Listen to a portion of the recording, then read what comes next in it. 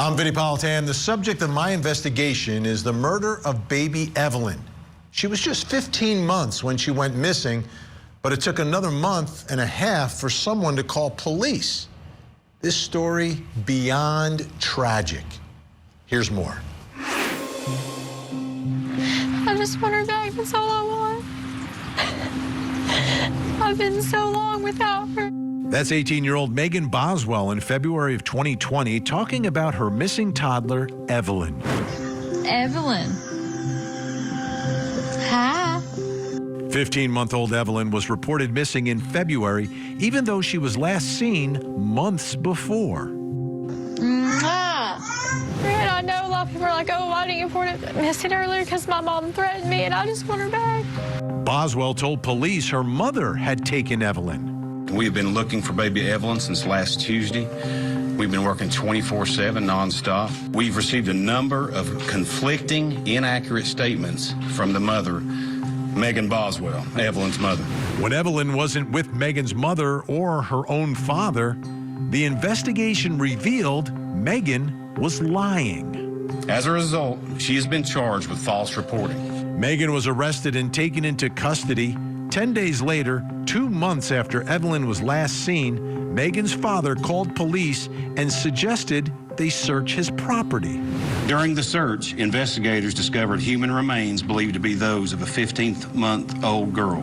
Megan was charged with premeditated murder, child abuse, child neglect, abuse of a corpse, tampering with evidence, and 12 counts of lying to police. We have filed a notice to seek a sentence of imprisonment for life without the possibility of parole.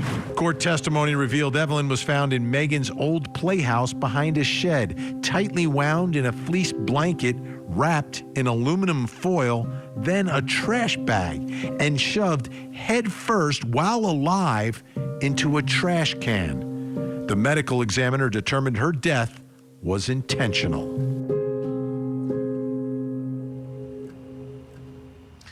What the medical examiner said, she was alive when she was wrapped, placed upside down in that trash bin, in the playhouse, on the property, discarded, while she was still alive. Now, when this story happened, we began covering it as a missing child. And we're wondering, where is baby Evelyn?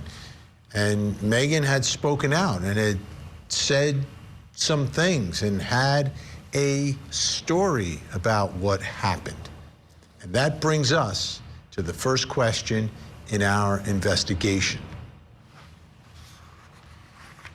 Does Megan's story make sense? Didn't make sense to investigators. They charged her with lying. That's how they first arrested her. And they've also said that her story has vacillated and changed. Seen this before. And sometimes people who do lie like that don't get convicted. Joining me to help us through all this, clinical and forensic neuropsychologist, author of the book, The New Rules of Attachment, Dr. Judy Ho is with us. Also joining us, body language expert and author of the New York Times bestselling book, You Can't Lie to Me, Janine Driver. Great to see you both. Let's start here. I'm going to play for you Megan Boswell's interview with WJHL. We've got, not a lot of it, but we've got enough of it to have an idea of what her story is and what she's saying and how she's saying it. I want you both to watch it carefully and then give me, from your perspectives, your analysis of what we heard initially from Megan Boswell. Let's take a look. We went to go out to eat, and then my mom came and got her. She was wearing a little hot pink tracksuit with a matching bow and little matching shoes. A little bit before Christmas. I was trying to protect my mom, maybe in hopes, oh, well, she'd just tell them where Evelyn was, but obviously she's not going to. I've told TBI where to find her in Mendota. My mom took her to a campground and a silver camper, and if they don't go tonight, I'm going to go find her myself. When did you know that something was wrong? Just when she left and took off, and just to answer her phone. Or the person that is in Mendota has had her the whole time. Very specific story. Janine Driver, I know the clips are quick, but you're quick too in picking things up. What did you see here, Janine? First of all, nice to see you, Dr. Judy. I love you, sister. And nice to see you, Vinnie. All right. First of all, she does some mouth stretching here, Vinnie and Dr. Judy, and you at home, is her mouth pulls into the side a little bit. It's called mouth stretching. And this is done with suppressing of information and internal conflict. And also when someone made a mistake, think about it. You're going to do a keynote presentation, Vinnie, or you're at CrimeCon, and you forgot your cord to charge your computer. You go, uh-oh, forgot the cord, uh-oh. It's connected with fear. So we have that. Now let's get out of body language really quick, because the biggest thing here that tell that there's more to the story is the word obviously. Obviously is trying to sell us a bill of goods. It's saying it's self-evident, it's undeniable. When people say obviously, truthful people convey, liars are trying to convince us. Why? To avoid deeper scrutiny. I got my list here really quick, Vinnie, and you at home and you, Dr. Judy. Elizabeth Holmes, obviously the technology is accurate and reliable. Roger Goodell lying about the Ray Rice sucker punch of his fiance. Obviously, we have a very firm policy on domestic violence. Lance Armstrong, obviously I've never tested positive for performance-enhancing drugs. Bill Clinton, obviously the relationship was completely professional. So we hear this with a lot of killers, a lot of people who are withholding information, whether it has to do with the political world, sports world. You're holding something back, obviously, is a huge hot spot. Okay, Dr. Judy Ho, she was a teen mom, and then her child disappeared. She was still a teenager. She's young. She appears a little bit younger than she actually was, Megan Boswell, but obviously a very young mom. The father of the child is not around. He was in the military and was stationed elsewhere around this time. What are you hearing and what are you seeing from Megan Boswell? Well, Janine made some great observations, and I will just add that Megan does, as you just mentioned, Vinnie, act and behave younger than her chronological age. Sometimes in this interview, her emotions just seem like they're not totally matching to the context, the situation. We look for that a lot as psychologists. We look at whether or not someone's affect, their displayed emotion, matches the situation, matches what they're talking about, the situation that they're in. And it just seems like her emotions, as you're even playing these clips as I'm speaking, they are vacillating a lot. And sometimes they may not be matching exactly what you think it should be displayed at when somebody has a specific topic that they're talking about. In this case, missing child. What's your emotional reaction to that? Absolutely. Let's do this. There's a timeline because her story seems to change a little bit as well. February 18th, 2020, Evelyn Boswell reported missing, not seen since December of 2019. That's a problem, right? Megan tells investigators Evelyn is with her father, Ethan Perry. That's the young man who's in the military. February 19th, the next day, TBI issues an Amber Alert. February 21st, Megan tells reporters with WCYB she left Evelyn with someone while she went to work. 3 days later, Megan tells WJHL her mother left Evelyn with someone at a campground in Mendota. A campground. The next day, Megan tells investigators Evelyn is dead. She says she or her boyfriend rolled over her while sleeping. Megan's charged with false reporting and taken into custody. March 6th, Evelyn's remains are finally discovered on the family property on Muddy Creek Road. August 19th, she's indicted on 19 counts, including 2 counts of felony murder. And then in June of 2024, she's charged with first-degree premeditated murder. Janine Driver, when there's different stories at different times and seemingly changing from day to day, that's a problem. That's a problem. And I guess what the jury will have to figure out and what prosecutors have to surmise is which one is the truth. If you have someone who's giving different stories and you're looking at their body language, if they're all recorded, are there things that you can find? Can you tell when someone is switching from a lie to the truth or from a lie to a truth to the lie? Sometimes yes, and sometimes no. First of all, we're looking for, and I love what Dr. Judy was talking about, is like this affect. If you're telling me you're sad and you're scared, I'm looking for sadness and fear in your face, a micro expression at least. What we saw here, even in that last clip you showed us, was laughing. That's called duping delight. It's like I got away with something. There was a guy, I don't know if you remember, you at home or you, Vinny, Neil Entwistle out of Massachusetts. Yes. He killed his young daughter, and he was laughing in court. I remember Court TV way back in the day called me on that. And while they were showing the onesie covered in blood as evidence, he's laughing. Duping delight is I'm getting away with something. So in that last clip, we've got this affect that's out of place with what she's talking about. And that smile right there. Susan Smith did that, remember back in 1994, when she killed her 2 young sons and put them in a car and drowned them. So with regard to looking at affect with the, whatever story she's telling me in that moment, I'm looking, does her body language and do her word choices, are they congruent with what she's saying? That's number 1. Number 2, when we lie, we'll do things like we'll touch our eye. When we touch our eye, it tickles our brain and relaxes us. So when there's an increase in stress, increase in face touches happen. Sighing happens. We sigh, the average person sighs 5 times to 10 times in an hour, the average person. But when we start to lie and tell a story, you can even see this on Tonight Show when Jimmy Fallon would do a game where you have to pull an object out of a box and either tell the truth or lie.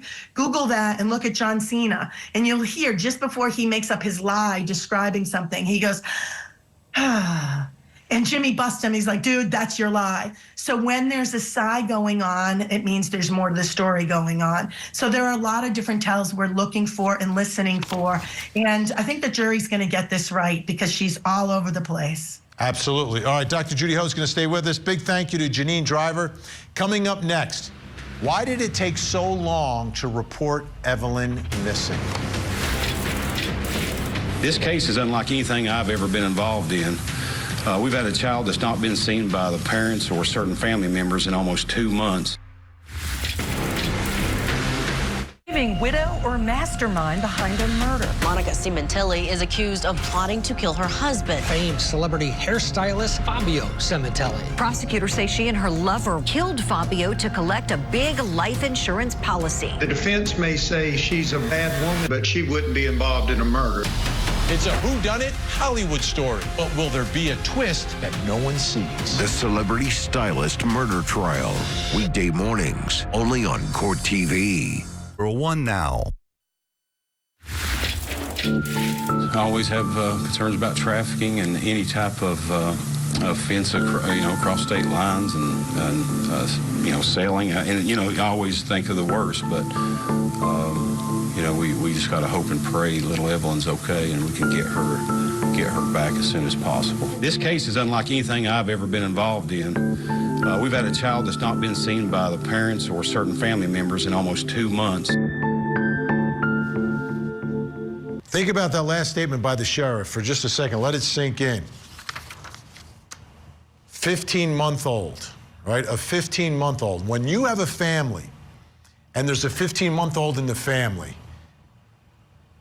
that baby, that child, that little girl is the star of the show. She is the center of the universe for a family. And this child is missing for almost 2 months, and no one's like, hey, where's the baby? Where's little Evelyn? I want to give her a hug. Like, what's going on here? What is going on here? Here's the original Amber Alert, and this is when we first started covering this story. As soon as we saw this, Evelyn has blonde hair, blue eyes, stands 2 feet tall, weighs 28 pounds, was last seen wearing a pink suit, pink shoes, and a pink bow. She was entered as a missing child on Tuesday, February 18th, 2020, but was reportedly last seen on December 26th, the day after Christmas, 2019. Brings us to the next question in our investigation. And this is an important one. This is the one that got everyone so riled up. Why did it take so long to report Evelyn missing? Right? Well, if someone's responsible for her death, I can understand that, right? But this is a beautiful little girl. Where is everybody? Still with us, neuropsychologist Dr. Judy Ho. And joining us, reporter and anchor for WCYB. She has covered this story and this case since the beginning. Kristen Kwan is with us.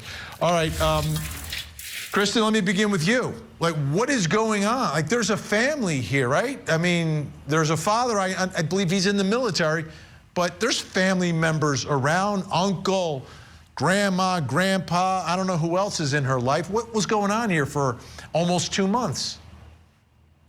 Yeah, so you can imagine this case, when this all happened, we were tracking down every person that might have come in contact with Megan just to find out that exact question. What exactly happened to Evelyn, and who knows where she is? So we were trying to talk to everyone, her mom, her dad, grandma, grandpa, just to see what kind of answers we could find. When we spoke with Megan, she told us that the reason that she didn't report her missing for so long was because she knew who had her. And she was afraid that if she went and told that person, oh, giving back my baby, they would vanish with her forever. Dr. Judy Ho sounding a lot like Zanny the nanny from a case I covered many years ago down in Florida. Kaylee Marie Anthony went missing. That was 31 days, and then finally Grandma and Grandpa put their foot down and said, that's it. Where is Kaylee? And when Casey couldn't answer the question, they called. It seems like something similar happened here because it was Grandpa who ends up calling. It wasn't Megan. What's the psychology here to just like people aren't going to notice that a 15-month-old beautiful child is missing? Right, and some of what we don't know is what were the conversations in between these 2 months between Megan, the parents? Did they talk? Did she make up stories in between and say, oh yeah, she's just playing in the backyard, so you can't see or talk to her now? I don't know how many times they may have attempted to check on her and how many times Megan may have said things that sounded reassuring, at least on the phone, that seemed like plausible things that could essentially explain why Megan wasn't able to bring her child to the phone so that the grandparents could actually hear her voice. But I'm glad that eventually the grandparents called. Unfortunately, it took 2 months. And then when Megan was interviewed on the other side, she had this story that didn't really make sense, that she knew who had her child. So that's enough for you as a mother? Like, that's enough? What about everything else? How often are you talking to your own child if that was even a true story? And this, I think, is an indication of how young she is, in terms of her mental age. Like, she's essentially a child herself trying to make up a story. She knows that she's in trouble and she's trying to get out of it. And it's a very juvenile story. Yep, younger than Casey Anthony. I think the lies are a little less sophisticated. Casey was very quick on her feet. She could lie super fast.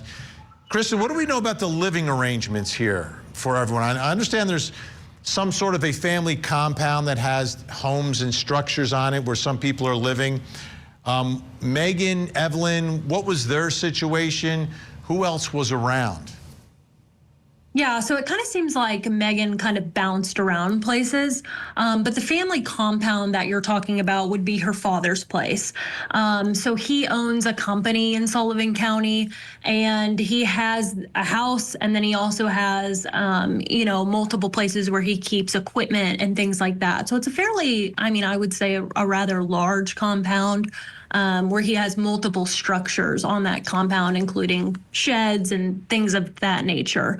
And then her mother lives, in a separate place, and had a boyfriend at the time. And so it was kind of hectic when we were covering this, because like I said, we were trying to track down anyone that might know Megan or know Evelyn. And so we were kind of running all over the county to try to figure out where she was staying at the time. Yeah, Dr. Judy Ho, it does seem there was some level of chaos in the home. Now, as you mentioned, Evelyn is young. Now, we just saw, video of mom. She's wearing orange for a reason, because she has run-ins with the law all the time.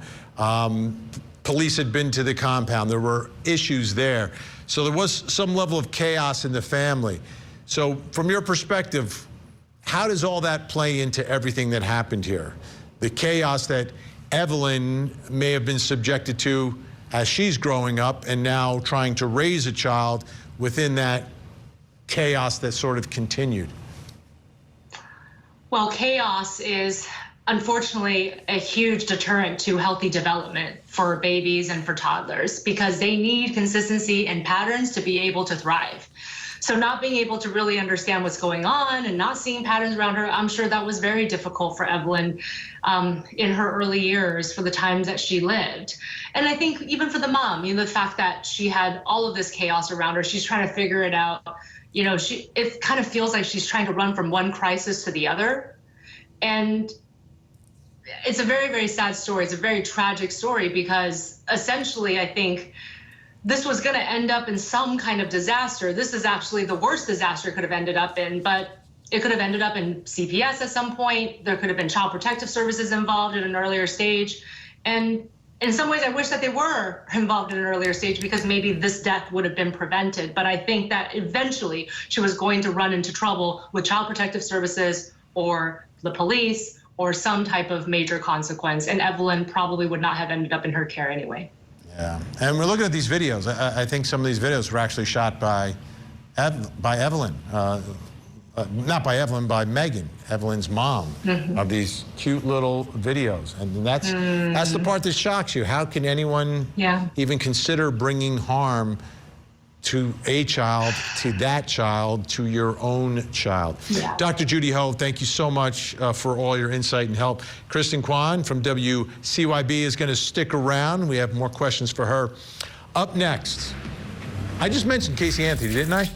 Is the case against Megan stronger than the case against Casey?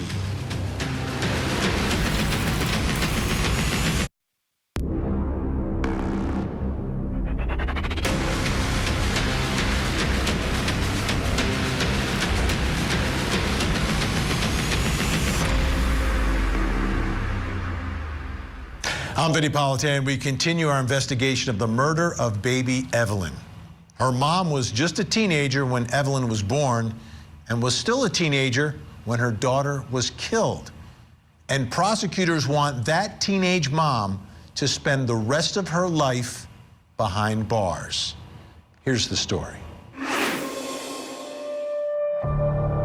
Little baby Evelyn lived with her single teenage mom, Megan Boswell, in Sullivan County, Tennessee. She was being raised with the help of her grandparents on the family compound. But in February of 2020, Evelyn was reported missing by her grandpa. Her mom cried on TV looking for her baby, then was arrested for misleading police. Things then changed dramatically in the case when Evelyn was found dead on the family compound. And now Megan has been charged with first-degree premeditated murder.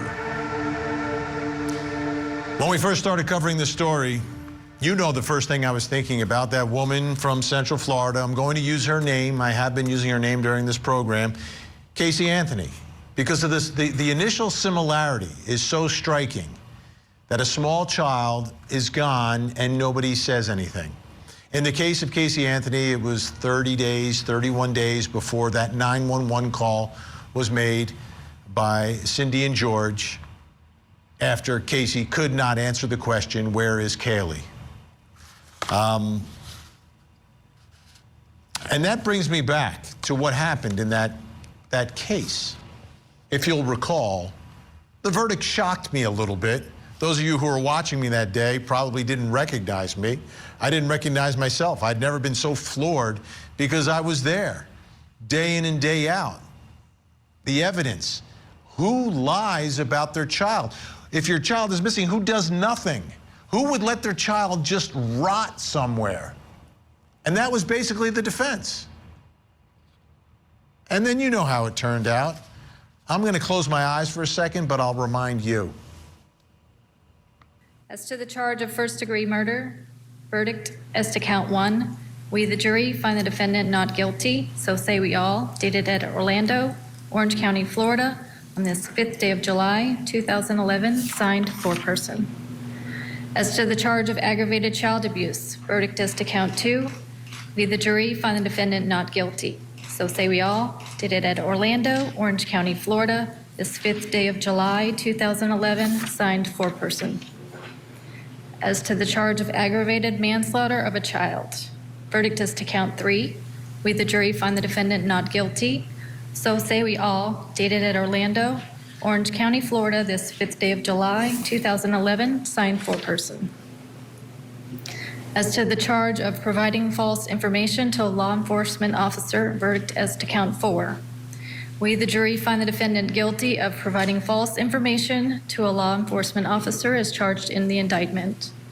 So say we all, dated Orlando, Orange County, Florida, this 5th day of July, 2011, signed foreperson. Is it over? It's over, okay. Thank you. They told me it's over. She lied again, and many of us believe that was sort of like the foundation of a strong case. What mother is going to lie about that? This is the most important thing in your world, in your life. The child, your child. So after that verdict, you know, some reflection and trying to figure out what happened, and I just have looked at every case differently since that point forward in my career. And another level of skepticism about the strength of evidence. And that brings us to the next question in our investigation. Is the case against Megan stronger than the case against Casey? Because I know how that one turned out. Is the case against Megan for the murder of little Evelyn stronger than the case against Casey that was unsuccessful for the murder of Kaylee Marie? Okay, I need some help. Oh, we're bringing in the heavy hitters. Joining me, former chief judge in Florida. You recognize him, folks. He presided over the Casey Anthony murder trial, America's judge, Belvin Perry, and criminal defense and family law attorney in Western Tennessee, Courtney Simmons is with us. Great to have you both here. Let me start with the lies. Judge, I thought the lies were the foundation against Casey. Are the lies more incriminating in this case? Do you think they'll carry more weight? The answer to that, Vinnie, is yes. She lied at least 4 times. When you take the lies and apply those to the death, in this particular case, you have a cause of death, asphyxiation. You have someone that puts someone in a trash can, suffocates them by the use of a blanket and aluminum foil, which the medical examiner will more than likely elaborate on the details surrounding how that child died and how that child suffered. So you have lies plus concrete evidence dealing with the cause of death. You bring up a great point, Judge, and I want to put this up on the screen. This is from TBI, Tennessee Bureau of Investigation, Special Agent David Gratz. We found the remains inside of a building that was referred to by the family as the Playhouse. It was out behind what I would call a storage building on the property, and what I would call a storage building, and the Playhouse was built by the defendant's Megan's grandfather as a playhouse for her when she was a child. So the playhouse that it was Megan's playhouse where Evelyn was found. And it was Megan's grandpa who had built that on the family property. And Judge, what's significant to me about that is, one, comparing this to the Casey Anthony case, is that when Kaylee Marie, by the time that police finally found her, after Roy Kronk calls a second time months later about finding the remains of baby Evelyn are in much better shape and tell more of a story than little Kaylee's remains told. Absolutely. The autopsy tells us a lot about how she died, about how she suffered. And as I previously stated, those factors were missing in the Anthony case. It was dry bones. There was nothing for the medical examiner to say except she died by unnatural causes. Right. So here, it's a stronger case for murder because of the remains. Then you look at where she was found, you know, to draw that nexus that you would get rid of a body in a place that was your place. Like, this was her place on the property. This was Megan's playhouse. It had nothing to do really with anyone else in the family. So that's another connection versus where Kaylee was found, which was close to the house, not on the property, but in a random place in the woods just off the road around the corner from the house.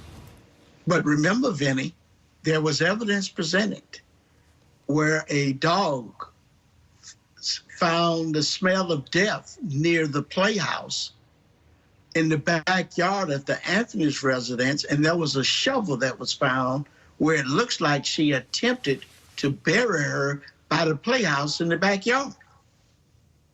Wow. Another similarity between these two. There are so many. The delay in reporting. Now, I want to put this up on the screen again. This is from this TBI special agent. This is an alleged, somewhat of an admission, but not really.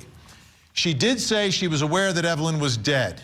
However, she told the story that it resulted from either her or Hunter Wood rolling over the child while sleeping. That was her boyfriend, but she did not know the location of Evelyn's body.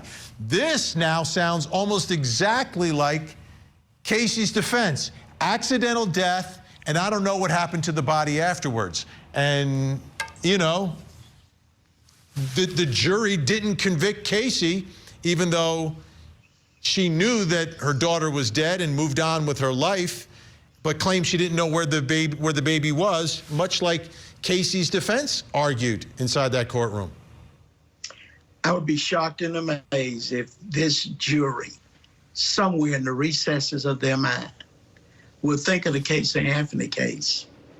And there, more than likely, is going to be a different result.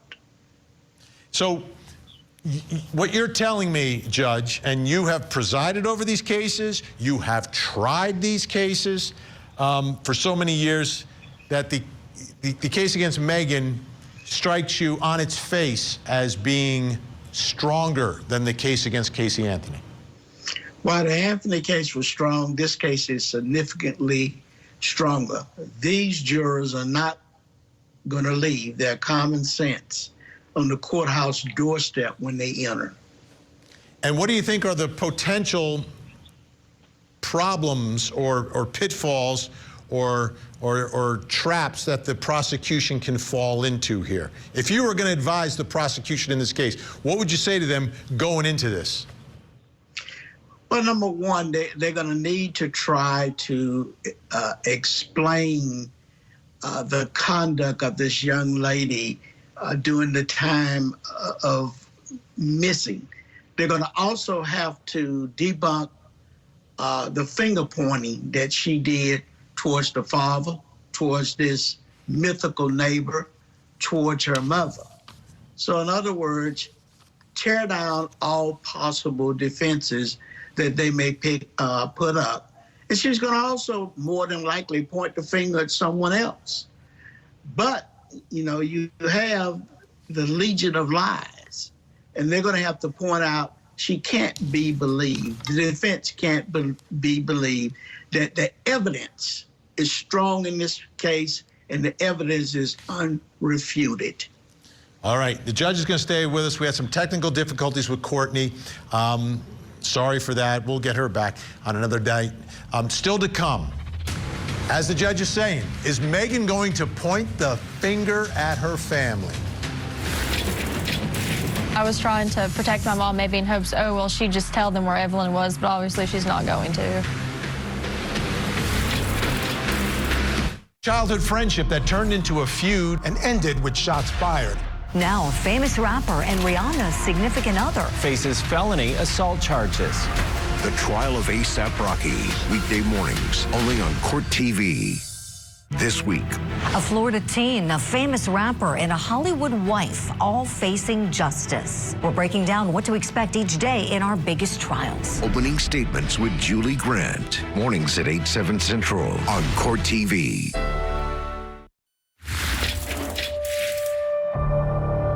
This evening, we received information that led TBI agents and Sullivan County detectives to a property belonging to a family member of Evelyn's mother in the 500 block of Muddy Creek Road in Blumpville.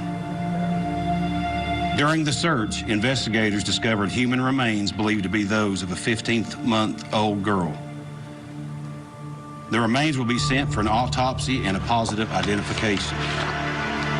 At this time, the investigation is in the very early stages. There's a lot of work left to be done, and right now, this is the extent of what we can provide today. You could tell from just listening to the sheriff how difficult this was for him. And that, I mean, this is their job, this is what they sign up to do, but these cases are tough. You're looking for a child, you want to find the child, and they found a body instead. So it's on family property. So I want to take a moment just to go through some of the people in Evelyn's family, people who were in the life of this 15-month-old child. Evelyn, obviously, 15 months old, 2 feet, 28 pounds, beautiful blonde hair, blue eyes. Megan is the teenage mother of Evelyn. Okay, she's the one who's been charged with first-degree premeditated murder.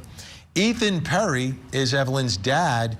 Megan originally said that Ethan had Evelyn, but it was determined that he was stationed in Louisiana on active duty, so he was eliminated as any suspect. Tommy Boswell Sr., this is Evelyn's grandpa, Megan's father, reports Evelyn missing. He's the one who picked up the phone in February, tells police he hasn't seen her since December of 2019, has a history of domestic violence incidents with Angela Boswell, owns the family compound where he and his son operate a business, and Evelyn's remains were found there. Angela Boswell is Evelyn's mom. Evelyn's grandma, Megan's mom, lengthy criminal record, was arrested with her boyfriend on charges of theft over $2,500 after the vehicle they were driving in was reported stolen. That boyfriend is William McLeod. This is Angela Boswell's boyfriend, arrested in Tennessee, being accused of fleeing town in a stolen car with Angela, lengthy criminal record. And all of this was a big part of the story because originally Megan was saying that her mom had Evelyn. Okay, all of this brings us to the next question in our investigation about this upcoming trial. Is Megan going to point the finger at her family? A lot of people here, some of them have some sort of history, but obviously they are part of her family and in the life of little Evelyn. Still with us, former chief judge in Florida, the Honorable Belvin Perry. And joining us, reporter and anchor for WCYB. She's covered the case since the beginning, Kristen Kwan. Kristen, how would you describe the family dynamics here? Absolutely chaotic. You know, when we first started covering this, like I said, we were going all over the place trying to track down whoever we could that would potentially talk to us about when the last time they saw Evelyn. And it was hard to find some of the family members. Some of the family members didn't want to talk to us, but it was definitely chaotic. I think I remember William McLeod yelling at us to get away from him. So the whole time that we were covering this, it was just kind of a tumultuous experience for sure. I want to read this, Judge. This is from the Knoxville News Sentinel, giving us some background on this family. Angela Boswell was just 16 when she gave birth to Tommy Boswell Sr.'s first son, Tommy Jr., in '93. In March of 2001, Angela gave birth to the couple's second child, Megan Boswell, Evelyn's mother. Angela married Tommy Boswell a few months later. By 2009, the couple was back in Sullivan County, settling with the kids in a manufactured home on a plot of land on Muddy Creek Road, but little harmony inside of those walls, court records show. In March of that year, Tommy Boswell Sr. told deputies his wife attacked him, stabbing his neck with an ink pen and struggling with their then 14-year-old son, Tommy Jr., as he tried to rescue his dad. So, Judge, I think the family that Megan is in and that Evelyn is in is a little different than the Anthonys. I mean, George Anthony is a former police officer. Yeah, they had their issues. I think they're all connected to Casey. But this family has had issues with law enforcement. Does that make it easier for Megan to point the finger at someone in her family? Absolutely, Vinnie.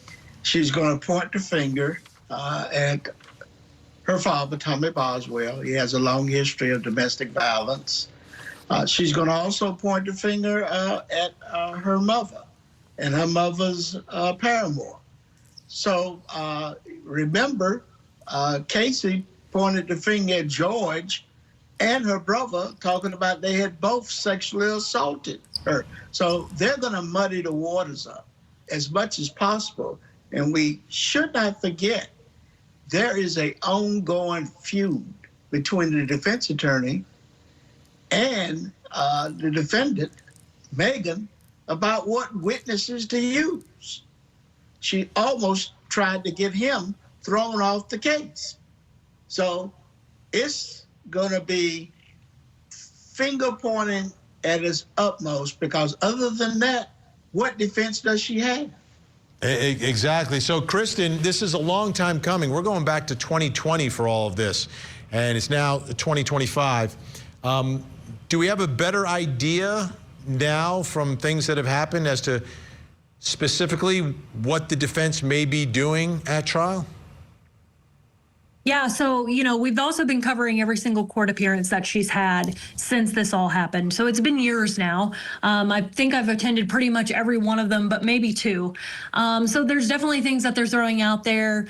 The defense at first wanted to try to get a change of venue, all kinds of different things. But I do think that they will be looking at the family members for sure. Just because Megan has mentioned her mother before, that her mother was supposed to babysit Evelyn. So I think that the fingers could definitely be pointed towards Angela. But I also wouldn't rule out the boyfriend as well, Hunter, who she said, may have rolled on top of Evelyn. So I could see him being brought into all of this as well. Wow, a lot at play here. All right, Judge, before we run out of time here, Casey Anthony obviously did not take the witness stand. Do you think Evelyn's mom, Megan, I keep mixing up the names here, Evelyn's mother, Megan, do you think she takes the stand? Absolutely not. It would be suicidal for her to take the stand and be subject to cross-examination. The prosecutor will have a field day with her. And Kristen, we have about 15 seconds here. How does she look these days? How much older does she appear? Because she looks so young when little Evelyn went missing. Yeah, I mean, she definitely looks, I think, older. Of course, it's been a number of years now. Her hair is definitely longer than it was. I don't think it doesn't look like she's had it cut since she's been in jail. But, it's been a long time in the Sullivan County Jail. So it'll be interesting to see, how she looks come trial day. Absolutely. Kristen Kwan, WCYB, thank you so much. Judge Belvin Perry, always an honor to have your honor with us. Every defendant has some type of defense. It happens in every trial. Even if they've lied or changed their story, they always have a defense. Many times they look for a villain to point the finger at during the trial. And sometimes that works. We'll see what happens in this case. Let's just hope Baby Evelyn gets more justice than Kaylee Marie Anthony got years ago in Florida. I'm Vinnie Politan. We'll keep digging for answers as the investigation continues.